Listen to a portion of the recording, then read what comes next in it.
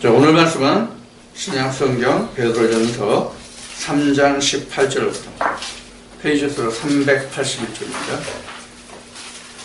신약 성경 381쪽 베드로전서 3장 18절부터. 자, 봉독하기는 21절 한 절만 봉독하겠습니다. 21절 한 절만 봉독합니다. 물은 예수 그리스도의 부활하심으로 말미암아 이제 너희를 권하는 표니 곧 세례라. 육체의 더러운 것을 제하여 버림이 아니요 오직 선한 양심이 하나님을 향하여 찾아가는 것이니라. 아멘. 오늘은 베드로가 전가한 이 말씀을 통해서 믿음이 무엇을 쫓아가는 것인가, 믿음으로 우리가 이루고자 하는 것이 무엇인가 하는 그 본질, 즉 믿음의 본질이죠. 이것을 좀 살펴보고자 합니다. 믿음이라는 말이 나오면 항상 여러분에게 말씀드리지만은 믿음이라는 게 꼭 종교적인 일에만 믿음이라는 말을 쓰는 게 아니거든요. 세상 살아가면서 한 가정에서 특히 그 부부와 그 자식들 간에 그 모든 것이 다 사실은 믿음으로 신뢰로 이루어진 묶어진 그런 하나의 구성체죠. 그래서 사람들이 말하기를 가장 인류의 시작이 바로 가정이었다. 그것이 에덴이었다. 그래서 아담과 하와가 한 가정을 이룬 것이 가장 최초의 가정이다. 이런 그 이야기를 하고 있거든요. 이것은 우리가 표면적으로는 그렇지만 우리가 영적으로 이면적으로 살펴볼 것이 따로 있지만은 일단 사람들이 이제 그런 말을 많이 합니다. 그래서 이 세상의 모든 그 사회의 구조는 사실 믿음으로 쌓여진 것이거든요. 근데 그 믿음으로 쌓여진 것이 법적으로 이것을 잘 이루어 갈 수 있도록 그 믿음으로 짜여진 그 사회를 잘 지킬 수 있도록 뒷받침을 해주는 게 뭐냐면 사실은 세상의 법이에요. 그래서 믿음으로 신뢰로 구축된 그런 가정과 가족을 깨는 그 어떠한 것들을 그 전부 제약하고 그런 어떤 일이 있을 때 그에 대한 어떤 상응한 죄와 벌을 주는 이러한 것이 사실은 세상의 법이거든요. 그래서 법이라는 것은 어떤 사회 조직, 어떤 믿음, 신뢰로 쌓여진 그러한 그 바탕을 갖고 갈 수 있는 그런 구조적인 것이 바로 법이고 그게 그 사회의 구조를 살려줄 수 있는 하나의 그 형성된 구조란 말이에요.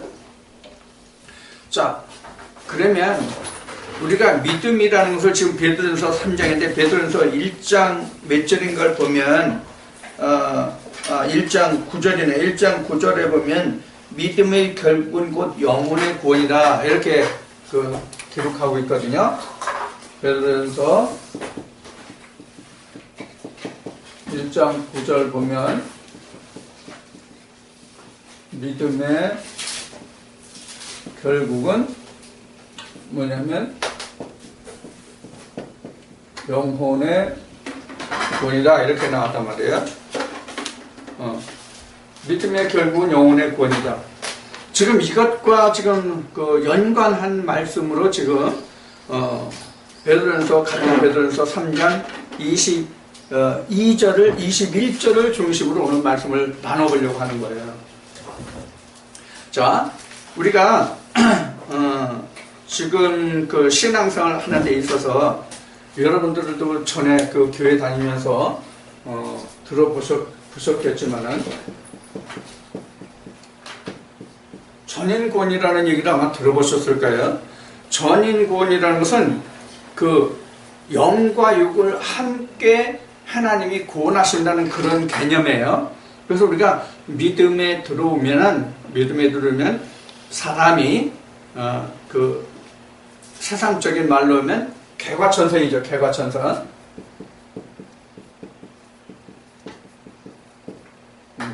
개과천선. 쉬운 예로 나같이 뭐 술 좋아하고 노름 좋아하고 여자 좋아하고 사기치기 좋아하고 도적질하고 이런 거를 전문으로 하던 나 같은 사람이 교회 갔어. 그래 교회 가가지고 사기, 절도, 도박, 여자, 술 뭐 이런 거에서 끊고 그 사람이 새로운 삶을 살아오면 그 사람 교회 다니더니 그 사람 변해서 진짜 교회 다니면 저 사람 같이 변하고 저 사람 같이 믿어야 돼. 이런 얘기들을 이제 한단 말이에요. 그런 것을 우리가 전인구원이라고 그래요. 그래서 우리가 일반적으로 교회 나가서 믿음의 바로 세움을 받으면 이렇게 사람의 외적인 성향이 변화해서 모든 사람들이 볼 때에 저 사람 이러이러한 사람인데 이렇게 변해서 참 그 사람 새 사람 됐어. 전에는 참 개처발 같은 그런 사람이었는데 지금은 저 사람만 같이만 살면 세상에 참 법 없어도 되겠어. 뭐 이런 평을 한다면 그 사람이 곧 믿음의 바로 선 거고 그 사람이 곧 하나님을 바로 믿는 것이 된다. 그런 얘기예요. 그러면 전인권에 대해서 우리가 성경적으로 한번 교훈을 한번 찾아보자고요. 하루는 예수님과 그 제자들이 아침에 길을 가는데 제자들이 너무 배고팠어. 제자들이 너무 배고팠어. 그래서 제자들이 밀리삭을 따먹었어요. 밀리삭을 따먹는데 다른 사람은 아무 소리 했는지 뭐라고 했는지 안 했는지 모르지만 거기에 트집을 잡은 사람이 하나 있어요. 바리새인들이죠. 바리새인들이 트집을 잡아가지고 봐라, 당신이 뭐 하나님의 아들이고 하늘에 내려왔다면서 당신이 가르친 제자들 하는 꼬락서니 좀 봐라. 야, 왜 밀리삭 따먹고 그러냐? 이제 이렇게 책말하잖아요, 바리새인들이. 그러니까 예수님이 하신 말씀이 뭐예요? 야, 너희가 성경도 알지 못해서 왜 죄 없는 사람 죄를 만드느냐? 이렇게 이제 말씀하셨단 말이에요. 그러시면서 그 얘기만 그냥 하신 것이 아니라, 야, 너희들 조상 그 다윗 알지? 다윗이 제사장 외에는 먹을 수 없는 진설명을 먹었지 않느냐? 그러면 다윗이 그럼 죄졌냐? 하나님한테 죄졌냐? 왜 그러면 너희들이 생각하지 않냐? 다윗이 그 당시에 사울이 눈을 피해서 사울이 눈을 피한 게 아니라 사실의 칼을 피한 거죠. 사망을. 그래서 이제 도망 다닐 때 다급하니까 어느 성전에 들어가가지고 먹을 것을 달라고 하니까 그 떡을 성전에 올린 성수에 올린 그 떡을 먹은 거죠. 그 진설병을 이제 그거를 예를 들어서 말씀하신 거예요. 자, 또 하나.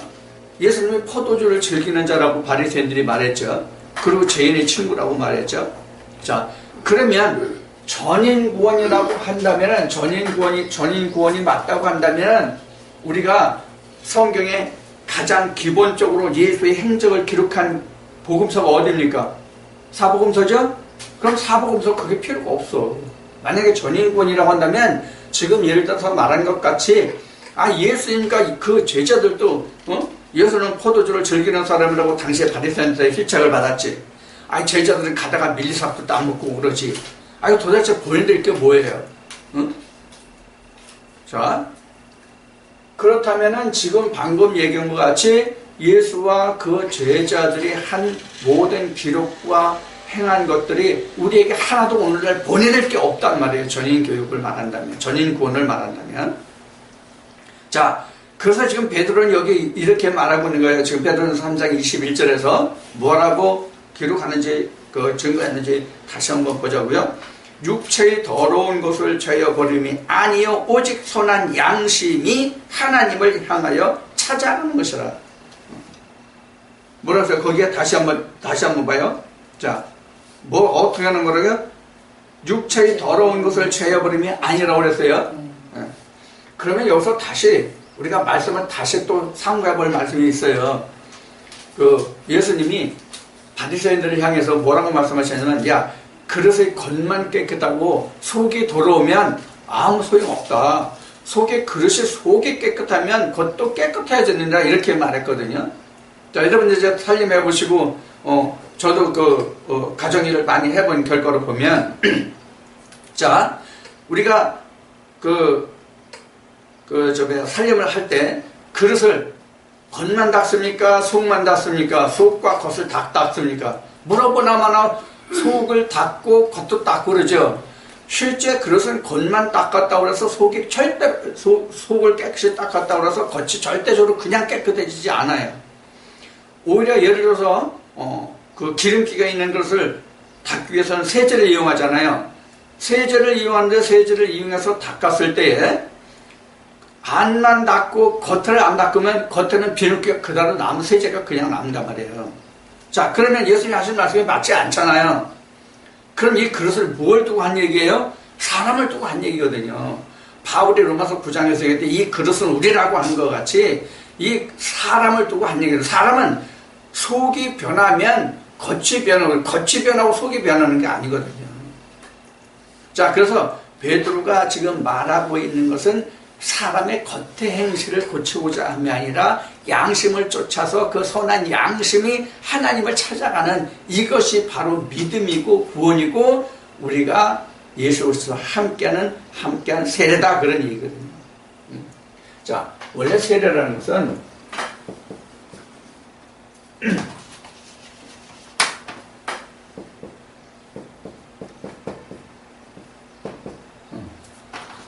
밤도 하도 오랫동안 안 쓰니까 잘 안 써지네.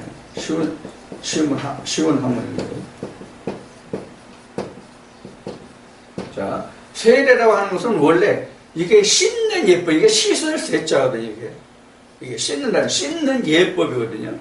그럼 씻는 것이 원래 성경에서 말하는 씻는 세례는 성경에 나타나는 두 개죠.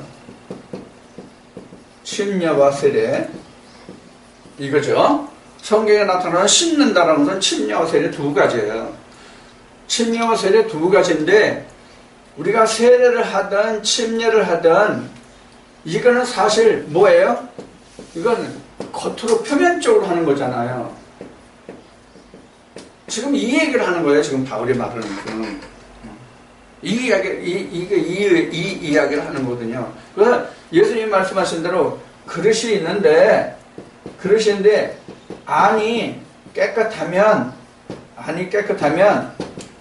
겉도 깨끗하다. 이 개념을 지금 말하는 거거든요. 이 개념을 말하는 거거든요. 지금 그릇이 안이 깨끗하면 겉도 따라서 깨끗하다. 이걸 말하는 거거든요.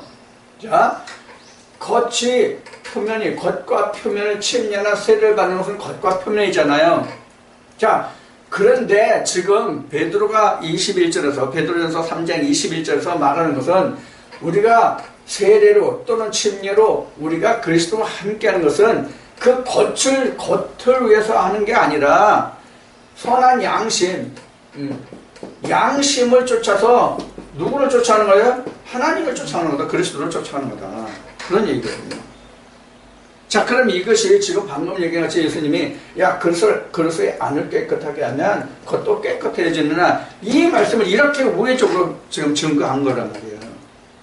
자, 이 얘기는 그러면은 어떤 것을 두고 지금 이야기하는지를 지금 살펴보고 있는데, 그래서 우리가 믿음에 우리가 들어간다 또는 믿는다 아니면 우리가 어떤 교회 다니면서 믿음에 바로 선다 하는 것은 이렇게 사람의 겉표면을 깨끗하고 그것을 어떻게 변화시키고자 하는 것이 아니라 그 속을, 양심은 속이잖아요. 보이지 않는 것이잖아요. 이거를 우리가 이용해서 이 선한 양심을 이용해서 하나님을 쫓아가는 것이다. 그러면 이 침례나 세례나 이것은 겉을 얘기하는 거기 때문에 이것을 우리가 이 말씀의 다른 것을 살펴보면 무엇을 말하는 거냐면 양심으로는 하나님을 쫓아가는 것이 아니라는 얘기거든요. 이 세례와 침례는 이거는 표면적인 것은 이게 표면적인 거잖아요. 표면적인 것은 침례든 세례든 침례는 몸 전체를 물에서 들어갔다 나오는 거고 세례는 그냥 찍어 바르는 거예요. 쉬운 얘기로 그냥 얼굴만 씻는다라고 얘기합시다. 예를 들어서 여러분들 아침에 세수하고 오셨어요? 세수하고 왔으면 여러분들 세례하고 온 거야? 예? 나는 오늘 아침에 샤워했는데 이건 침례야. 온몸을 다 씻었으니까. 자, 이와 같은 것은 표면적인 것이지 그것은 선한 양심으로 하는 것이 아니다 그런 얘기예요. 그러면 선한 양심이, 세례와 함께 선한 양심이 하나님을 쫓아가는 것이 진짜 세례의 침례다 이 얘기를 하는 거거든요. 지금 베드로가 말하는 것은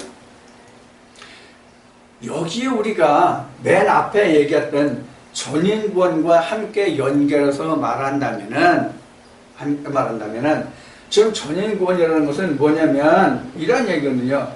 육신도 구원을 입는다의 의미로 하는 얘기가 바로 전인구원이거든요. 그러면 우리가 육신도 구원을 입느냐 하는 얘기예요. 육신도 구원을 입느냐 하는 얘기예요. 아니거든요. 자, 그 얘기를 지금 어디서부터 보냐면 18절로부터 봐요. 그리스도께서도 한 번 죄를 위하여 죽으사 의인으로 불의한 자를 대신하셨으니 이는 우리를 하나님 앞으로 인도하려 하심이라. 육체로는 죽임을 당하시고 영으로는 살리심을 받으셨으니 이렇게 되어 있어요.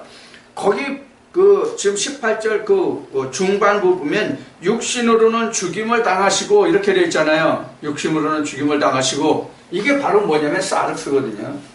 이 우리 육신 우리 프레시 고기 이 몸을 얘기하는 거예요. 이 몸으로는 죽임을 당하고 이렇게 했단 말이에요. 그러면 지금 전인구원에서 육신도 구원을 받는다는 이 말과는 틀리잖아요.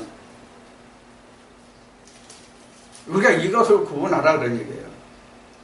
그래서 지난주에도 우리가 말씀을 나눴지만은 만약에 우리가 육신이 구원받는다고 하면 다른 사람은 몰라도 최소한도 예수 그리스도 한 분만은 우리에게 여전히 있어야 된다. 육신이 구원을 받는다면 육신이 구원을 받는다면 나사로 두 나사로가 있죠. 마르다의 오라비 나사로도 있고 부자와 거지 나사로의 나사로도 있고 그 두 나사로가 예수님은 다른 사람 몰라도 그 세 사람은 적어도 우리에게 있어야 되는데 두 나사로는 빼고 예수님만이라도 우리에게 있어야 전인구원이라는 말이 답이 될 수 있다 그런 얘기예요. 근데 없잖아요. 그러면 전인구원이라는 말이 전적으로 틀리다는 얘기예요. 자, 그러면 지금 18절에서 3장 18절에서 베드로전서 3장 18절에서 지금 베드로가 증거하는 것은 바로 방금까지 얘기한 전인구원과 우리가 무엇을 깨끗함을 받느냐 하는 거예요. 무엇이 하나님을 쫓아가느냐 하는 거예요. 육신이 하나님을 쫓아가는 것이 아니라 우리 혼이 영의 가르침을 받아서 혼이 하나님을 쫓아가는 거죠. 그러니까 선한 양심이라고 나왔단 말이에요. 양심. 원래 사람의 양심이 선하진 않잖아요. 성경에 기록된 대로 한다면 사람이 하나도 의인이 없고 의가 세상에는 없다고 그랬잖아요. 그럼 우리 양심이 어떻게 의를 쫓아가고 선한 양심이 있냐고요. 선한 것이. 예수님 말씀하신 것이 선하다고 하는 것은 우리 하나님 한 분뿐인데 어떻게 겉으로 육신으로 어떻게 우리가 선한 것을 쫓아갈 수가 있냐고. 없잖아요. 그것을 얘기하는 거예요. 그래서 불의한 자를 대신했다고 그랬어요. 누가? 주가. 불의한 것을 대신했다고 그랬어요. 그래서 불의한 것을 대신하셨는데 그것을 무엇으로 대신했느냐 하면 육체로 대신했다는 얘기예요. 육체로 대신했다는 얘기예요. 그래서 로마서 5장 7절을 보면 우리가 죄인 되었을 때 하나님이 우리에게 보증에 대해서 예수 그리스도 십자가에 내주시고 우리를 생명으로 인도했다 이렇게 말씀이 나오죠. 그 말씀이 지금 여기 같은 맥락의 말씀이에요. 18절에. 그래서 한 번 죄를 위하여 죽으셨는데 예수님이 본래 죄가 있는 분이에요? 죄가 없는 분이에요. 우리가 예수라고 하면 이 얘기를 우리가 이제 개념을 아직도 잘 이해를 못하기 때문에 자꾸 이제 요즘 반복해서 제가 말씀을 드리는 건데 예수는요, 오늘 다시 강조하지만 예수는 2000년 전 유대 땅에 출생한 자가 아니란 말이에요. 예수는 다시 말하면 예수는 우리는 2000년 전 유대 땅에 우리 같은 육신을 입고 오신 예수를 우리는 예수라고 생각하고 있단 말이에요. 현재 교계에서는. 그런데 여러분들 이제 지난주에 했고 그동안 많이 말씀드렸으니까 또 여러분들 성경을 알 테니까 찾아보세요. 예수는 분명히 성경에는 이렇게 기록하고 있어요. 창세에 속한 자가 아니다. 예수는 이 세상 창조에 속한 것이 아니다. 예수는. 그럼 예수가 그 2000년에 예수님이 그 바리새인들을 향해서 이렇게 말했잖아요. 야, 난 내가 어디서 온지도 모른다. 이런 말씀에서 쭉 시작해가지고 그 말씀에 이어서 쭉 말씀이 연결되는 거 보면 바리새인들이 별 얘기를 다 하잖아요. 별 얘기를 다 하니까 예수님이 이런 말씀을 하세요. 뭐라고 말씀하시면 그 얘기 끝에 내가 아브라함이 나기 전부터 있었다 얘기를 하시는 거예요. 아브라함이 나기 전부터. 아브라함은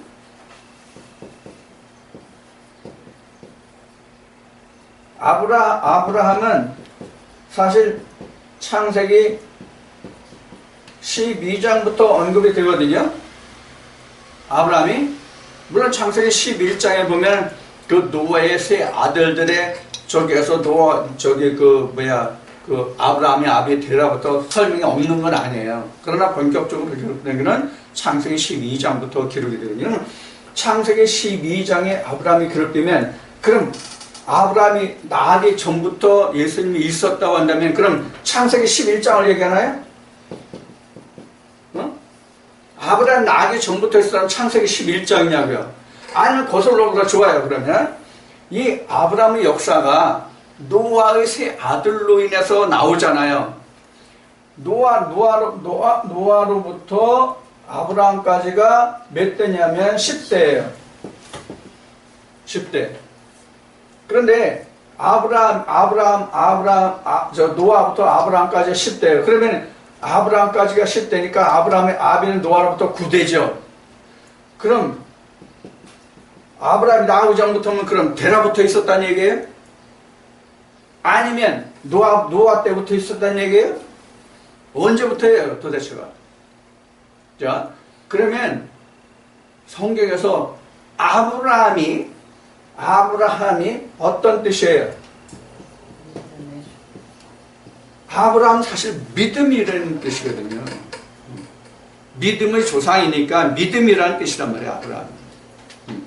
열국의 아비 또는 믿음이란 얘기예요. 믿음이란 얘기란 말이에요. 그러면 믿음이 언제부터 시작했어요? 하나님이 천지 만물을 짓기 시작하면서 믿음이 생긴 거잖아요. 사실은 천지 창조가 있으면서부터 믿음이 시작한 거잖아요. 그러면 이렇게 말씀들을 거슬러 올라가면 그래서 예수님은 창세에 속하지 아니했다는 것이 증거된단 말이에요. 이 말씀만 해도 일부러 지금 이 말씀을 증거하는 말씀을 일부러 지금 인용 않는 거예요. 그러나 여러분 다 들으셨으니까 여러분들 어디서부터 예수가 증거된지 여러분들이 익히 아실 거예요. 자, 이런 것들을 우리가 생각해 봐야 되는데 지금도 우리가 예수하면 아브라함이 나기 전부터 있었다는 뜻을 몰라요. 물론 아브라함이 나기 전부터라고 하는 얘기는 나로 그 기준하는 것과 성경에서 아브라함이 나기 전이라서는 창세기니까 그것과는 차이가 있어요. 무슨 얘기인지 이해하시죠? 내가 창세된 것과 성경에서 기록하는 아브라함이 나기 전과는 차이가 있다 그 얘기예요. 이런 것을 우리가 감안을 하고 예수 그리스도에 관해서 우리가 생각을 해봐야 되는데 예수는 지금 방금 전에 얘기했듯이 2000년에 유대 땅에 출생한 예수 요셉과 마리아를 통해서 그것도 성령으로만 잉태해서 남자의 어떤 성적인 그 관계를 통해서 출생된 자가 아니라 그런 거 없이 그냥 출생한 자 이런 정도로만 우리가 생각을 하고 있단 말이에요. 그러니까 우리가 예수에 관해서, 믿음에 관해서, 성경에 관해서 이 문제들이 다 안 풀린단 말이에요. 풀릴 수가 없지요. 그래서 지금 그 베드로가 증거하는 것이 바로 이러한 것들을 지금 말하고 있단 말이에요. 자, 그 다음에 19절 봅시다. 저가 또한 영으로 옥에 있는 영들에게 전파하시니라. 자, 지금 19절에 지금 중요한 얘기는 지금 예수 그리스도가 어디에 지금 뭘 전했다고 그러는 거예요? 누가? 예수 그리스도가 옥에 있는 자들에게 증거했다는 뜻이잖아요. 예? 자, 19절 다시 봐요. 19절 다시 보면 저는 곧 예수예요. 예수가 또한 영으로 옥에 있는 자들에게 전파하시니라. 예수가 옥에 있는 자들에게 영으로 복음을 전했다, 그런 얘기란 말이에요. 자, 옥. 전에 옥을 얘기한 적이 있었는데 이게 옥이에요. 이게 이제 개 두 마리가 말씀을 서로 물어뜯는 형상이 옥이라는 얘기를 오래전에 했어요. 몇 달 전에 했는데, 자, 옥에 있는 자들에게 복음을 전파했다, 이런 얘기잖아요. 뭐로? 영으로. 자, 그러면 이 말씀을 쫓아서 옥에 있는 자들에게 지금도 복음을 증거한다고 많은 사람들이 갔죠.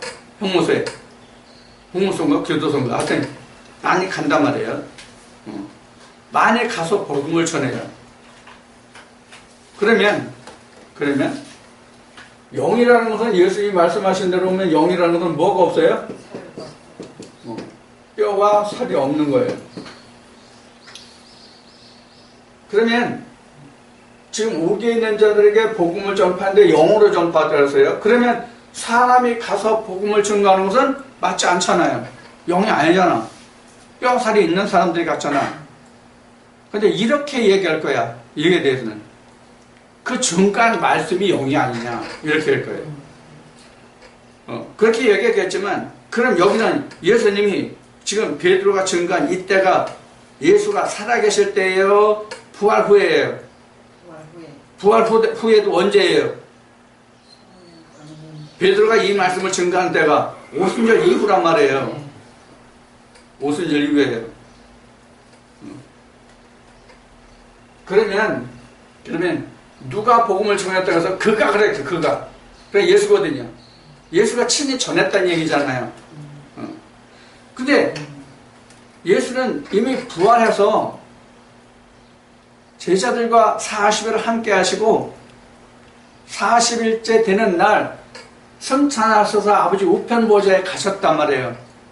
그럼 예수가 어떻게 옥에 있는 자들에게 영을 전해요? 영으로 어떻게 복음을 전해요? 사실은 누가 전한 거예요? 사도들이 전했어요. 사실은 사도들이 전했어요. 그래서 오늘날도 사람들이 사람을 찾아가서 어떤 장소에 있든지 간에 사람들이 찾아가서 복음을 전하면 곧 그리스도의 영이 전한 거예요. 그건 맞는 얘기예요. 근데 다만 그 사람에게 그리스도의 영이 있느냐 없느냐의 문제만 있는 거예요. 자, 그러면 문제는 복음을 전하는 거, 그렇게 전하는 거 맞는데, 문제는 뭐가 문제는? 옥이 뭐냐는 거, 옥이. 옥이 뭐냐 하는 거, 옥이. 그럼 실제로 그 사도들이 복음을 전하러 옥으로 갔어요? 아니에요. 옥으로 간 게 아니에요. 다 자유스러운 사람들한테 갔어요. 세상에 사람의 사는 모습으로 봐서는 너무나도 자연스럽게 자연인으로 자유인으로 사는 사람들이에요. 예를 들어서 지금 베드로하고 바울을 예를 들어봅시다. 바울은 이방인의 사도예요. 그렇죠? 우리가 다 잘 아는 같이 바울은 이방인의 사도예요. 베드로 이방인 사도예요? 베드로는 이방인 사도가 아니라 유대인들에게 이는 복음을 전하는 사람이에요. 베드로는. 그래서 베드로는 히브리인들, 유대인들을 대상으로 그리스도를 증거했다면 바울만 이방인의 사도였단 말이에요. 처음에 주님이 그 성령으로 말씀하신 것 같이 이방인의 사도로 삼으셨단 말이에요. 자, 그러면 베드로가 복음을 전하는 게 같은 유대인들에게 전했거든요. 그럼 유대인들은 옥에 갇혔습니까? 아니에요. 옥에 갇혔다면 이렇게는 말할 수 있을 거예요.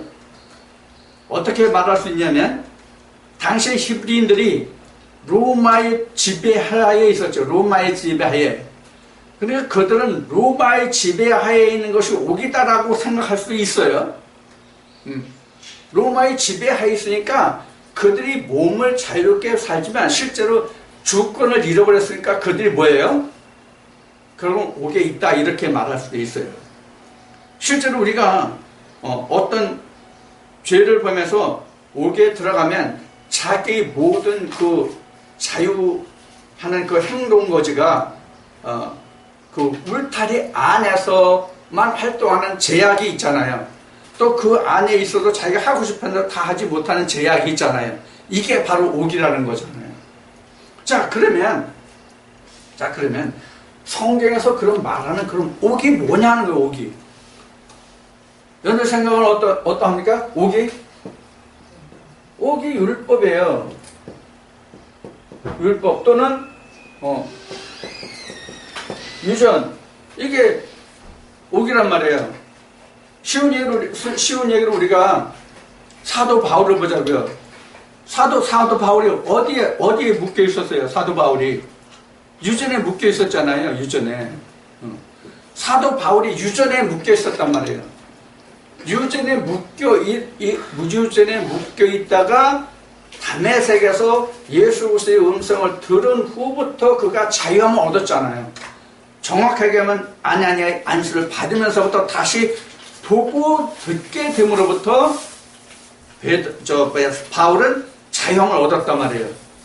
그러면 그 전까지는 사도 바울이 어디에 있었냐면 옥에 있었거든요. 그럼 옥이라는 개념이 뭐냐?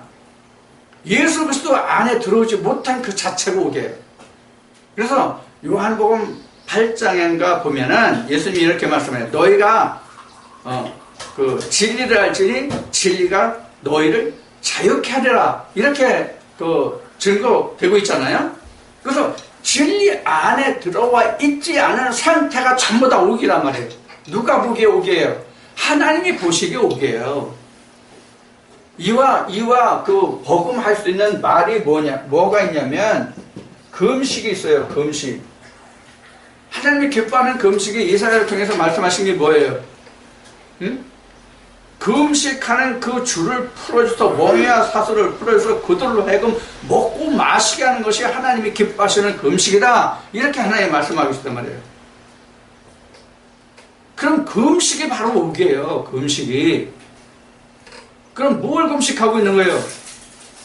예수 그리스도의 피와 살을 성령이 교회에 들어가시는 음성을 듣지 못하는 게 금식이란 말이에요. 이게 옥이란 말이에요. 이게. 그럼 옥이 어디예요? 결국은 2000년 전으로 보면은 옥이 어디냐면 예루살렘과 예루살렘 교회 히브리인들에게 있는 것이 바로 옥이에요.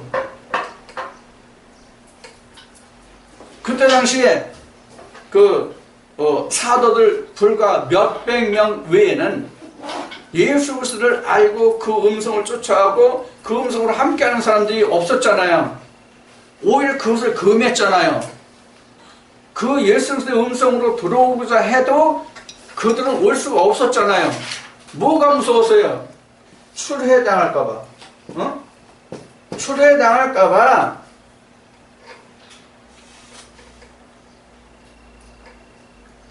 그래서 성경이 이렇게 증거하고 있잖아요. 그들은 하나님의 어떤 그런 명예와 권세보다 세상 사람의 명예와 권세가 더 중요하고 컸더라. 이렇게 증거하고 있잖아요.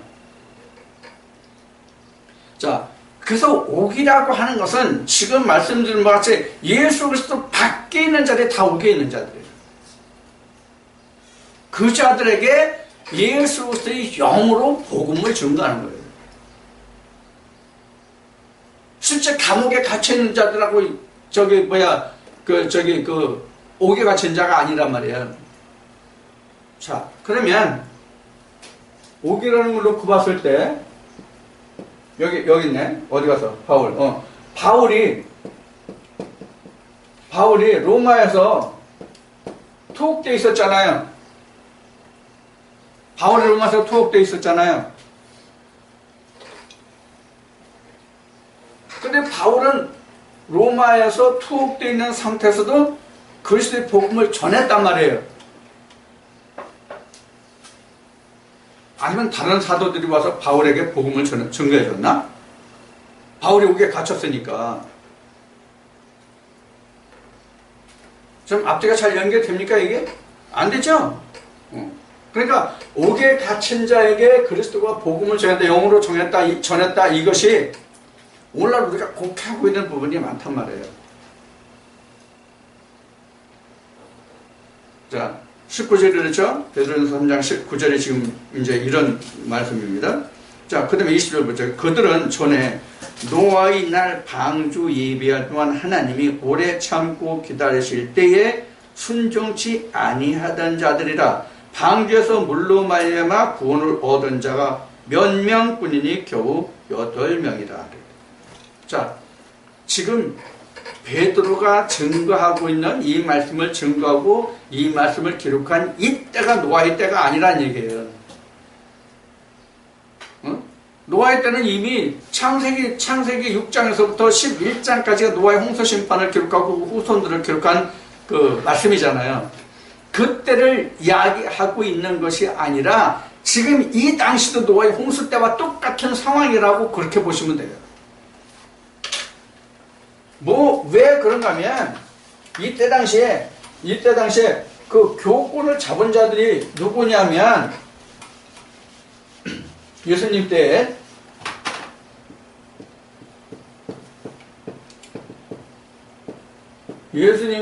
교권을 보면 누가 갖고 있어요?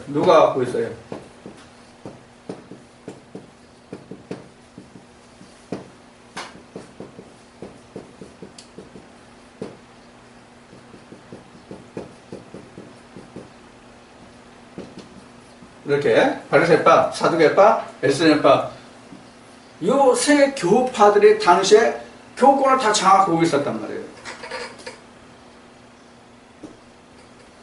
여기에 누가 있었어요? 여기에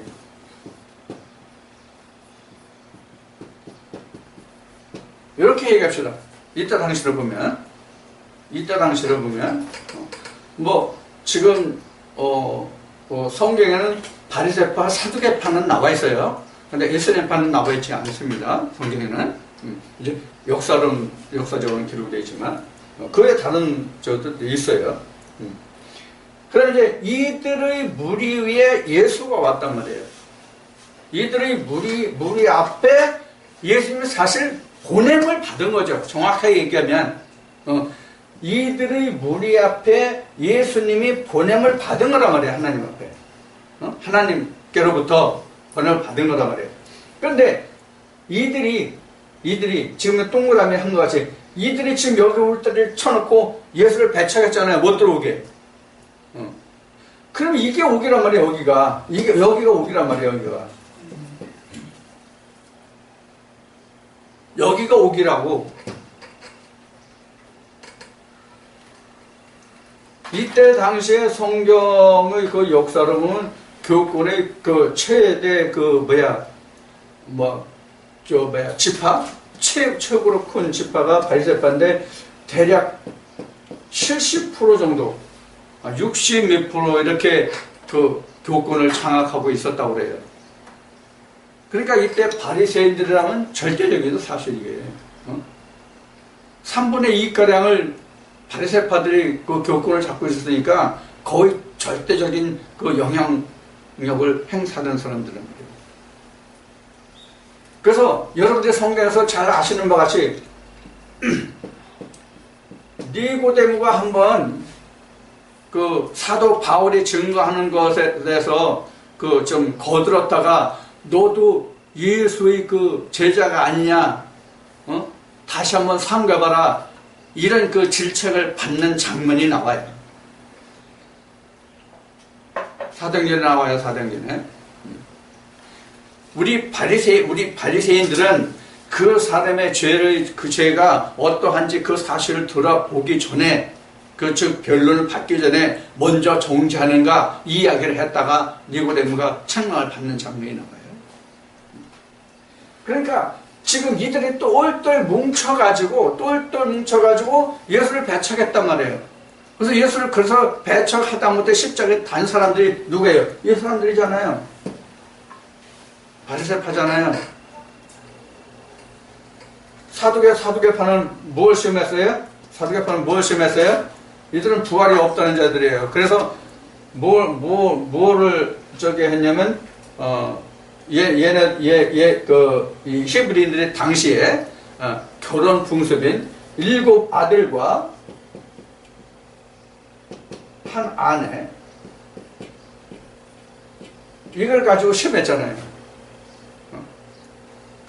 어떤 집에 아들이 7인데 제일 큰 형이 결혼했는데 아들을 낳지 못하고 죽었다. 그래서 그 다음에 둘째 아들에게 그 여자가 끼쳐졌고 그도 죽었고 셋째서 7째까지 죽었다. 그런데 자식이 아무도 없다. 그럼 부활 때는 다 부활하면 누구 아내가 되겠느냐? 형제가 7인데 다 그 여자를 취했으니 부활 때는 그럼 누구 아내가 되느냐? 자, 여기서 부활 때 그럼 누구 아내가 되겠냐라고 하는 것을 보면은 무엇의 부활입니까? 무엇의 부활을 두고 하는 거예요?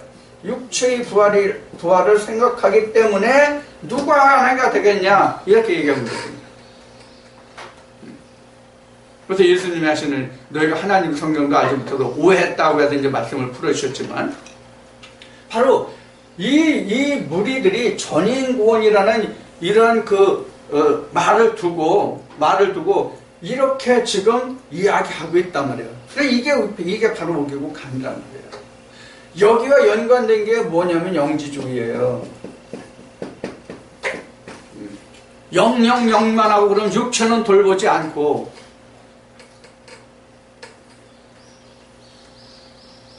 그래서 영지주의를 비판하는 것이거든요.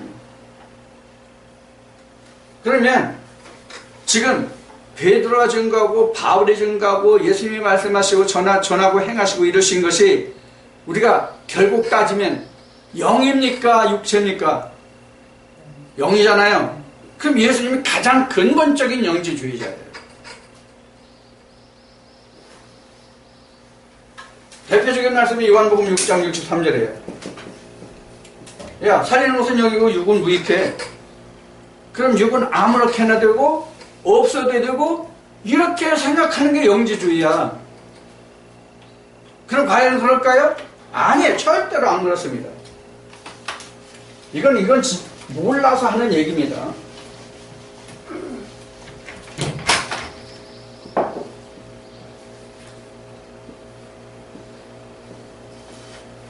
자, 몸이 있고 마음이 있고 영이 있어요.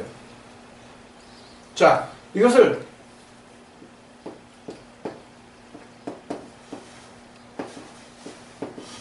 이렇게 봤어요. 그럼 이게 이제 우리가 흔히 하는 얘기로 뜰이고, 이건 이제 성소고, 이건 이제 지성소 이래야 되죠.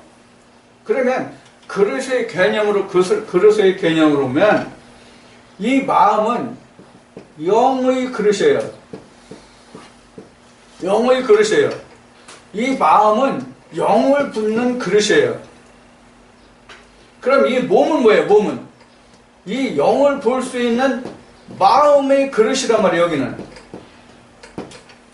우리 육체는 마음의 그릇이란 말이에요. 마음. 우리 육체가 없으면 마음을 담을 수가 없어.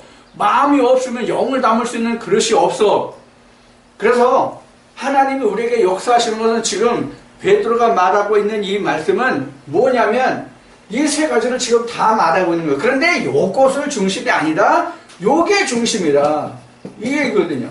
그래서 영이 여기로 영이 옥에 있는 자들에게 복음을 증거했다가 바로 우리로 얘기하면 여기거든요. 이게 지금 어디 묶여 있어요? 율법으로 하면 이렇게 되잖아요. 율법으로 하면 여기 묶여 있으니까 이게 묶이잖아요. 마음의 그릇이 묶이잖아요. 마음의 그릇이 묶이니까 이게 어떻게 돼요? 근본적으로 차단되잖아요.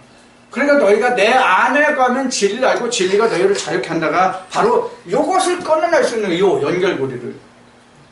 그래야 우리 마음이 하나님을 향할 수가 있거든요. 여기로 향하지 않고. 이게 지금 베드로가 지금 이 3장에서 이걸 지금 증거하려고 하는 거예요.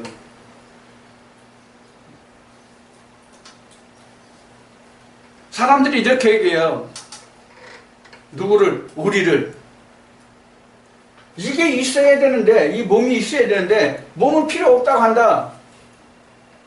절대로 몸 필요 없지 않아요. 이거를 이해를 못하면 누가복음 16장에 부자와 거지 나사로 이 문제가 안 풀려요. 이게 없으면 절대로 안 풀립니다.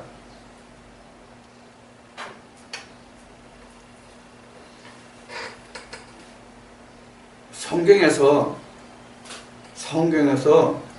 창세기부터 하는 것은, 창세 때부터 주장하는 것은 바로 이것이 있어야, 즉 창세기 1장이 있어야 창세기 2장이 나올 수 있고 그 다음에 3장이 이루어질 수 있는 거예요. 자, 그래서 창세기 1장이 기록된 거예요. 만약에 이게 없어도 하나님이 역사하실 수 있다면 창세기 1장이 필요 없어요, 사실. 창세기 1장이 필요 없다고.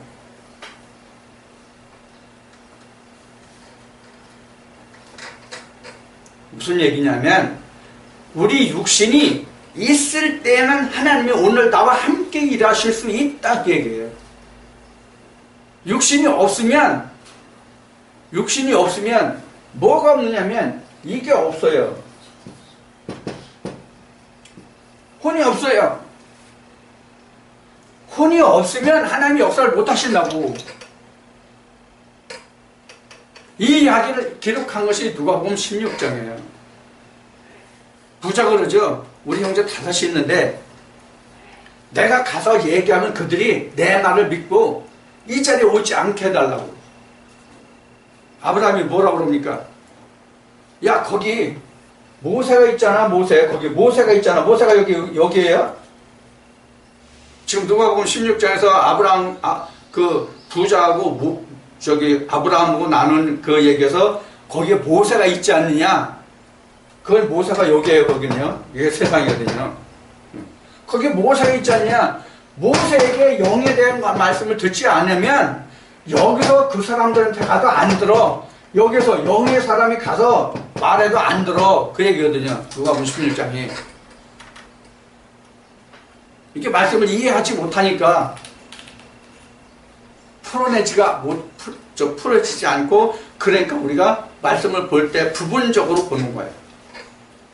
요 말씀을 볼 때 요거 얘기하고, 저 말씀을 볼 때는 저 말씀에 거기에만 해당하는 얘기를 하고. 그러니까 성경이 안 풀리는 거예요. 그러니까 악평을 하는 거예요. 혹평을 하는 거예요.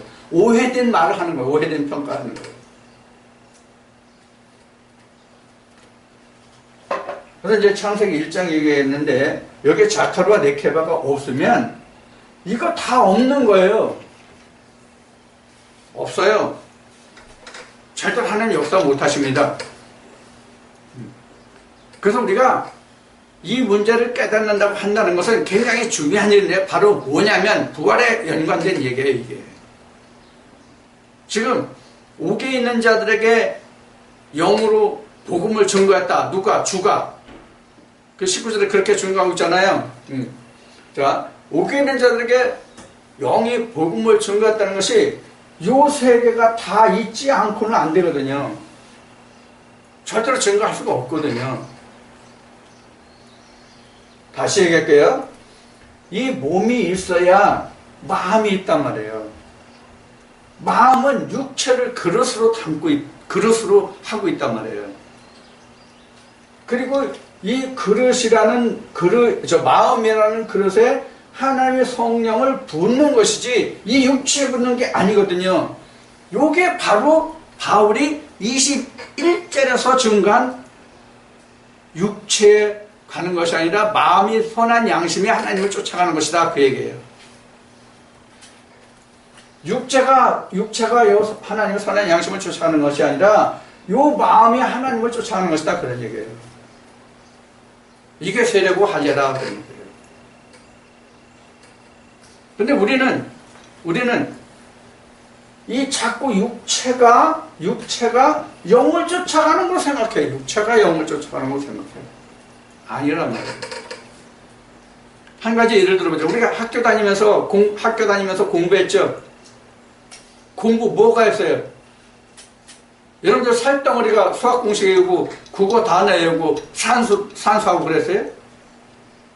안 해요. 여러분들 마음과 그 혼과 이 두뇌가 한 거예요. 이걸 혼돈하면 안 된단 말이에요.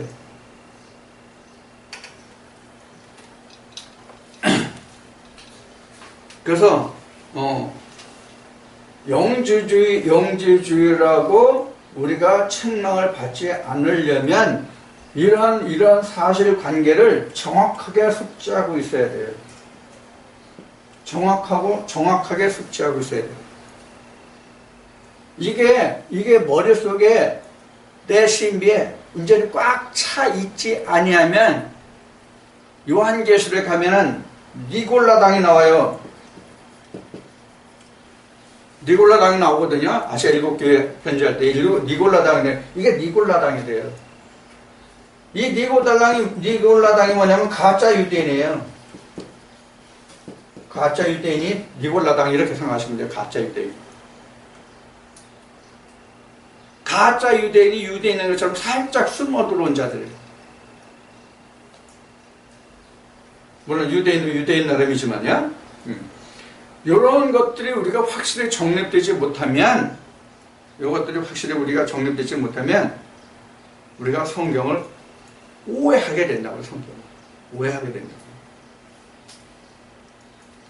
자, 그래서 지금 20절에 보면 노아 시대에 8명 나왔는데, 노아 8 식구거든요. 여기서 부연해서 좀 설명하겠습니다. 창세기 6장에서 증거하는 말씀을 보면은 노아 8 식구가 구원받은 것은 분명한 사실이에요. 그래서 7장에 보면 너와 네 처와 네 아들과 자부들은 너희는 방주에 들어가라 이렇게 기록하고 있어요. 그래서 그 가족이 8명이 구원받은 것은 창세기 6장에서 11장까지 잘 증거되어 있고 그 뒤 후손의 기록까지 나온 게 창세기 11장까지예요. 자, 그러면 이때 노아가 의인이라고 됐어요. 의인이라고 됐어요. 그런데 노아의 처와 아들 셋과 자부 이 7명에 대해서는 의인이라는 표현이 없어요. 의인이라는 표현이 없어요. 그 다음에 방주에 실린 것을 보면 우선 노아의 가족들이 있어요. 그 다음에 정한 것들,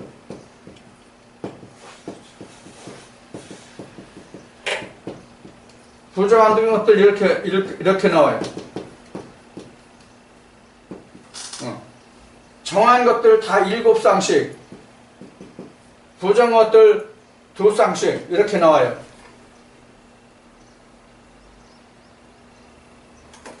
그러면 노아의 창세기 6장에서부터 기록된 노아의 홍수 심판을 보면은 사람이 본래 악하기 때문에 그 사람과 함께 모든 세상의 것들을 다 지식이 있는 것은 다 쓸어버리겠다고 말씀하시거든요. 그리고 여기는 심판이에요. 이게 성경에 나타난 것으로 보면 이게 1차 심판이에요. 하나님의 천지 만물을 창조하고 세상을 이렇게 쓸어버린 것이 이때 처음이거든요. 그래서 1차 심판에서 물심판 이렇게 얘기해요. 신학적으로는. 자, 이렇게 심판해요. 그러면 이때 당시에 하나님이 심판해서 모든 악들을 다 쓸어버렸으니까 악이 없어야 되잖아. 홍수 심판 때 다 쓸었으니까 악이 없어야 되잖아. 근데 이후에 노아 후에 아브라함이잖아요. 노아 후에 아브라함이에요. 아브라함에게 가나안 땅을 약속하시는데 가나안 땅을 약속하시는데 뭐라고 말씀하시냐면 아직 가나안 땅의 죄가 어떻다? 가나안 땅의 죄가 아직 관영하지 않았다.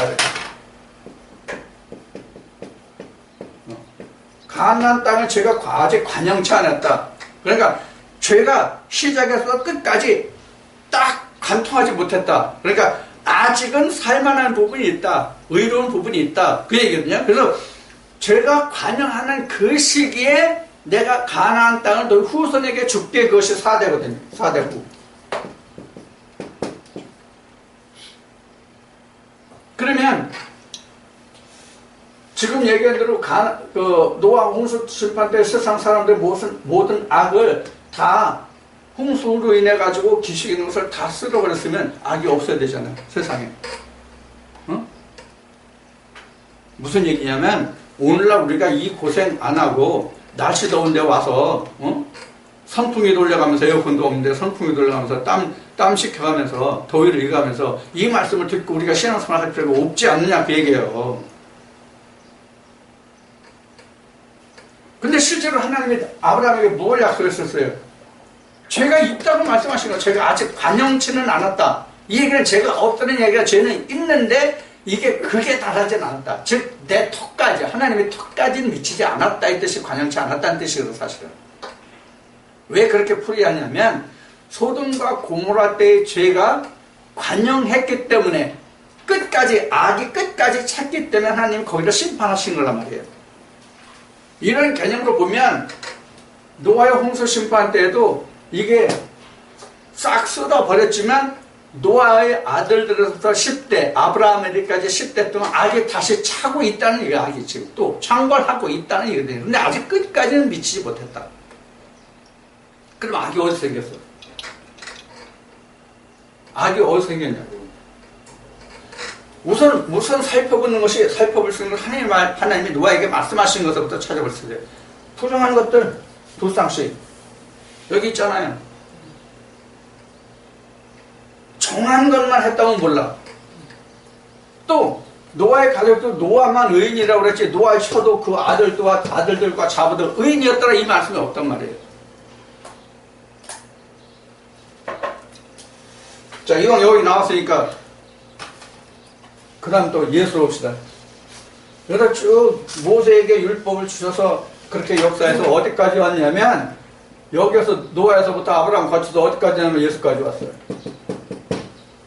예수님이 이렇게 말씀하셔요. 요한복음 10장에 가서 나보다 앞선 자는 모두 절대의 강도라고. 그것도 이렇게 성경이 증거해요. 예수님이 세상의 모든 죄를 담당하셨고 십자가를 지셨다. 우리 대신. 그럼 예수님이 인간의 모든 죄를 담당하셨잖아. 그러면 우리는 지금 예수 후대 사람들이잖아. 우리는. 그럼 절대의 강도가 아니고 우리 다 의인이잖아. 절대의 강도가 아니란 얘기는 의인이란 얘기거든요. 의인이면 오늘날 우리도 믿을 필요가 없어. 왜냐면 우리가 의인인데 죄가 없는데.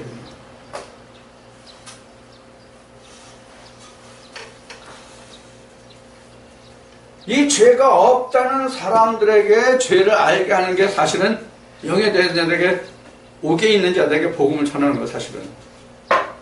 요한복음 9장으로는 본다는 자들에게 너 아직 못 봐. 너 소경이야.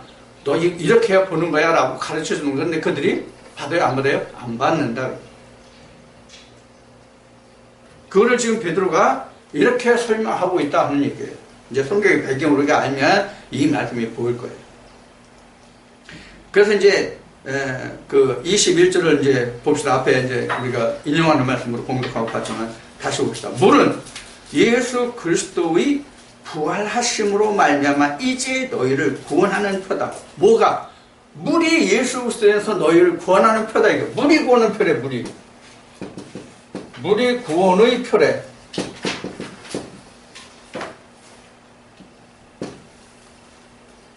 어제 저녁에 그 자연인이라는 프로그램을 보니까 그 강원도 어디 산 계곡인지 그 물이 엄청 좋더만. 그런 물이 그런 물이 아마 구원의 표 물인가? 이 물은 그 헬라어로 히도르인데 이 물이라는 게 뭐냐면 헬라의 사전적인 그 설명은 예수의 쉽게 얘기합시다. 간단하게 예수의 말씀이 물이에요. 그래서 이게 요한복음 4장에 잘 증거되죠? 생수의 근원이라는 거. 에레미야 2장에도 증거되죠? 그래서 예수 그리스도의 말씀이 곧 그 구원의 표, 세례야, 부활하심, 그걸 얘기하는, 그래서 구원하는 표다. 이렇게 여기서 증거했어요. 이것이 세례다. 그리고 육체의 더러운 것을 저여 부르며 아니요, 선한 양심이 하나님을 향하여 찾아가는 것이다. 하나님을 찾아가는 게 세례다. 그런 얘기예요. 하나님을 찾아가는 게 세례다. 근데 그 길을 알려주는 그 표가 예수 그리스도의 물이다. 즉 예수 그리스도의 말씀이다. 그런 얘기예요. 자, 21절은 조금 설명을 드렸으니까 그 정도는 하고요. 지금까지 설명드린 게 사실 21절을 중심으로 말씀드린 거예요. 자, 그 다음에 22절입니다. 저는 하늘에 오사 하나님 우편에 계시니 천사들과 권세들과 능력들이 저에게 순복하느니라. 이 말 우리가 앞절과 19절과 이 말씀을 보면은 사실 이게 좀 어폐가 있는 말이에요. 예수 그리스도가 저가 옥에 있는 자들에게 영으로 복음을 전했다고 돼 있잖아요. 19절에는. 그럼 예수는 하늘 우편에 계신데 그 영이 어디 있어? 예수 그리스도가 전한 게 아니죠. 사도들이 전한 건데 예수 그리스도가 전했다는 거예요. 왜? 사도들의 속에 성령으로 예수 그리스도가 와 있잖아요. 그래서 바울도 전도의 미련한 것으로 이렇게 얘기하죠. 전도의 미련한 것. 전도의 미련한 것이 예수 그리스도의 복음이거든요. 바리새인들이 전하는 건 아름답고 보기에 좋았죠.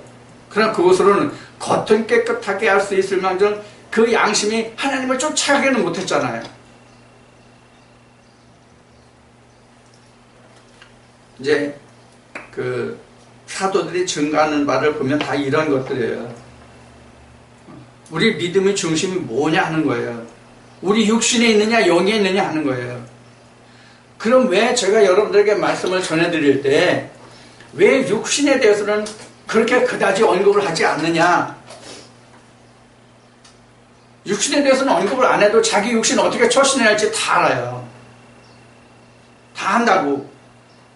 가르쳐주지 않아도. 다만 성경은 이렇게 증거하고 있는 거예요. 내가 육체의 행실을 본받지 말고 영을 쫓아가는 것이거든요. 성경에서 가장 중요시 여기는 게 누구에게? 거듭난 자들에게 가장 중요시 여기는 게 뭐냐면 반대거든요. 그 반대의 개념이 무엇 때문에 있는 거예요? 육체 때문에 있는 거라면 육체 때문에. 육체 때문에 그 육체의 행실을 척 복종시키라는 얘기거든요. 그래서 영을 강조하고 또 강조한다 할지라도 오히려 우리가 육신의 무게가 9이고 영의 무게는 1뿐이 안 되거든요. 그러니까 영을 강조하는 것 뿐이지 육체가 필요 없다. 육체는 돌아보지 않아도 된다는 의미가 아니란 말이에요. 그래서 오늘 이 말씀을 통해서 우리가 알 것은 뭐냐면 우리가 영을 쫓아가는 자들이지만 우리 양심이 선한 양심이 하나님을 쫓아가는 것이지만 육체가 있을 때에만 우리가 하나님의 양심을 줘서 예수 그리스도 세례를 받아서 그 세례받은 마음이 선한 양심이 하나님을 쫓아갈 수 있다는 것, 이걸 잊어버리시면 안 돼요. 그래서 우리는 항상 그 요한계시입니다. 그 계시록 그 에스겔 본 말씀에 보면은 저울이 나오고 계시록도 저울이 나오고 자가 나오고 말이 나오고 대가 나오고 뭐 성경에 여러 말씀이 나와요. 말이든 대든 저울이든 간에 우리는 육신이 있어야 나와 하나님과의 관계를 저울질해보든가 대보든가 달아볼 수 있다. 육신이 없으면 내가 할 수 없다. 이 말씀을 여러분들이 꼭 그 마음에 담아두시고, 이렇게 할지라도 지금 말씀드린 바와 같이 우리가 영을 쫓아가고 영을 우선시한다 할지라도 육이 항상 앞서 있다는 사실을 여러분 잊지 마시고, 어떻게 우리가 밸런스를 있는 균형 잡힌 신앙생활을 할 수 있을지 오늘 이 말씀을 통해서 여러분들이 마음에 심어두시고, 영영영 한다고 해서 육체가 없는 영은 없다, 율법이 없는 진리가 없는 것과 같이 이 말씀을 꼭 명심하시고 여러분들이 균형 있는 그런 신앙생활을 해주시기 바랍니다.